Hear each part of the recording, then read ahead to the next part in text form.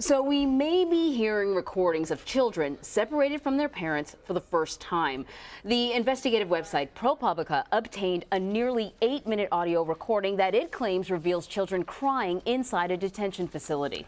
Civil rights attorney Jennifer Harberry received the audio from a client who says it was recorded last week. CBS News has not been able to independently confirm the authenticity of the recording, which is mostly in Spanish, but we want to play a portion of it for you. ¿De dónde son ustedes? ¿Y tú? Guatemala. No llores. Vas a llegar con... Mira, ella te va a explicar y te va a ayudar. ¿Cierto, Consuelo? ¿Qué va a pasar con su consulado hoy? Papá.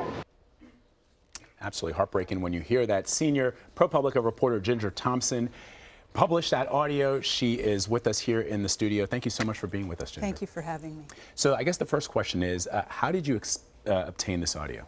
So I obtained this audio from Jennifer Harberry, a civil rights attorney on the border. She's lived and worked on that border for 4 decades. She had a client who had access to that facility, and who she tells me, Jennifer tells me, that the client had heard the children weeping in the center and was so troubled by it that she decided to turn on the recorder on her cell phone. So Jennifer Harberry was on CBS this morning with Gail King, and she spoke about this audio that you guys obtained. Let's play a little bit of that interview. We'll talk after. It's very important always to protect any whistleblower from retaliation, but I can say that that particular person I have known and I certainly know of and is of impeccable integrity. The whistleblower did in fact make that tape recording in person and brought it to me. Well, at the beginning of the tape, you can hear a heavy door clanging shut and people saying, okay, you know, in Spanish, of course, it's, you know, sort of getting the children together and stuff. So that's Jennifer's take on the audio and why she believes the audio is authentic. But what about ProPublica? What did you guys do to verify this? So there's a young girl on the tape from El Salvador who asks over and over again for authorities to let her make a phone call or for them to make a phone call. She wants to call her aunt, and she wants her aunt to come pick her up. She says to the authorities, I have the phone number memorized, and she rattles off the phone number. So I called the number and spoke to the girl's aunt, who talked to me about receiving her own call from that little girl on that day in that facility.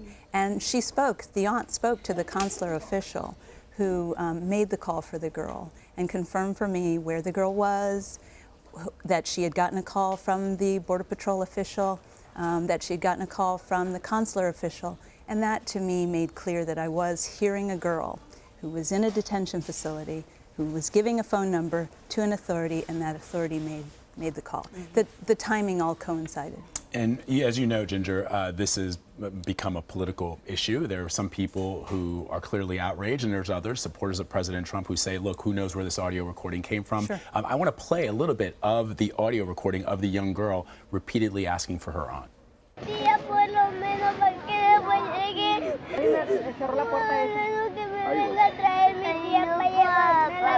Ella llama a tu tía si tú tienes número y habla con tu tía. Tengo el número de... Ah, pues ahorita ella te ayuda para que hables. Cálmate nada más. Voy a llamar a mi tía para que después de comer me venga a recoger. Cuando agarre la comida yo voy a venir para que le... Ay, no, papá.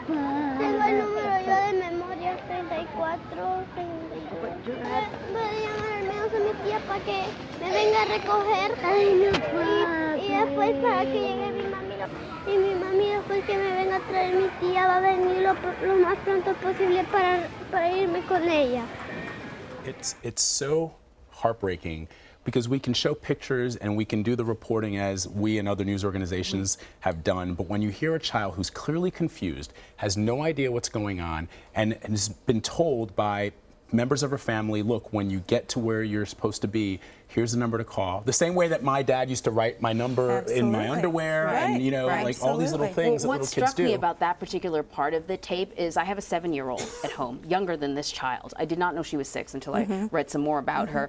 I don't believe that my 7-year-old would have the wherewithal within this group of crying, confused children to pipe up and ask for help.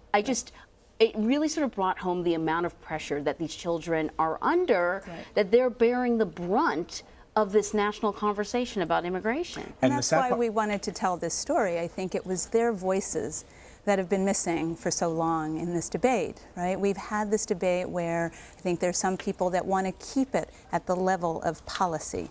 And I think if you support this policy, if you believe that it is wise and morally just, that's fine. But we should be able to see what it does. And so much of our access to what this policy does had been limited. You know, we get limited access to these detention facilities. We get no cameras in there. We can't speak directly to the children.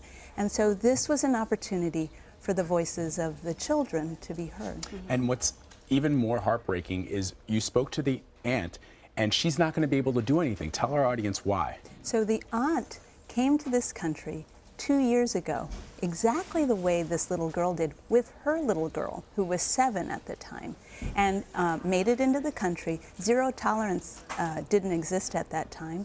This woman has been allowed to come into the country and pursue a claim for asylum with her 9-year-old now little girl. And she's worried that if she gets involved in pursuing her 6-year-old niece, that it would put her case at risk. It is such a precarious landscape out there for people without documents. Speaking to Alex Wagner yesterday, Vlad, and she was talking about the fact that they have started to, or she's hearing that they've started to fingerprint people when they come to pick up these children. And so, you know, if you're like the woman, the aunt that you were just talking about, who she has an asylum case pending, but there are other people that we know are here undocumented. That's right. There is no asylum case, and they're too afraid to come forward for these children. But, you know, people are going to listen to this audio and say, of course, crying children, it makes you very emotional. It's difficult to listen to it, whether you're a parent or not.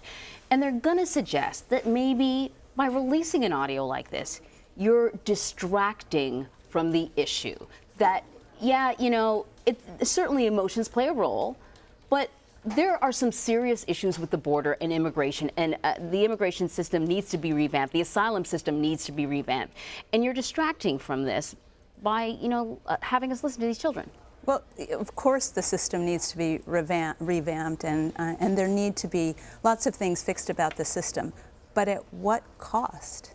And if we don't understand the cost, fixing the system, you know, what is our priority? Right? The children or fixing the system? And I think we are a government and a country that should be able to do both, protect children and fix the system. You know, I want to just put up a tweet from Dick Toffel. Because to your point, Anne Marie, people have been suggesting that there is some agenda that ProPublica has in posting this audio. Here's Dick Toffel. He's the president of ProPublica, and he writes this: the Secretary of Homeland Security just said now that our posting of the audio tape today reflected, quote, the agenda of those posting it. That is true. Our agenda is to bring the American people facts for their consideration. That's right. I mean, if we are proud of our agenda. Our agenda is to sort of keep the conversation on the reality, on the facts, on what's really happening, on what this policy looks like and what this policy is doing and who's being affected. The other thing, and we can talk a little bit about what we've seen over the last 24, 48 hours. When you saw Secretary Nielsen yesterday in front of the White House press corps, when she was asked why we aren't seeing images of little girls and the toddlers, and she suggested that she didn't know. When she was asked about the pictures, the images that have been provided to us by the government, she claimed not to be aware of that. According to many reporters out there, President Trump says the images that are circulating are somehow mischaracterizing what's happening. What do you make of that?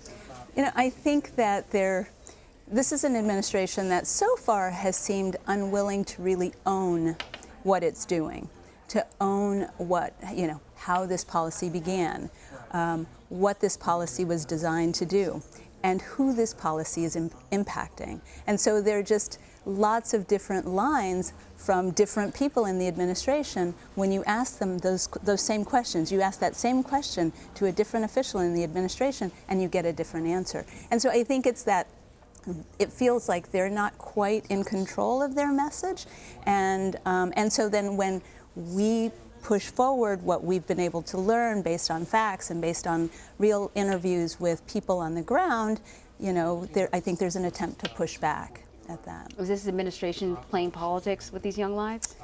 You know, it's hard for me to tell, and I don't want to, you know, ascribe motive to the administration. I don't. I think what we are simply trying to do is have a conversation about what's going on based on the facts. And we want our readers to understand what those facts are so that we can all have an informed and honest debate and conversation about this. Right. Well, Ginger, thank you so much for coming. Thank you for coming, Thank Ginger. you, guys. Great reporting. Thank you. Thank you.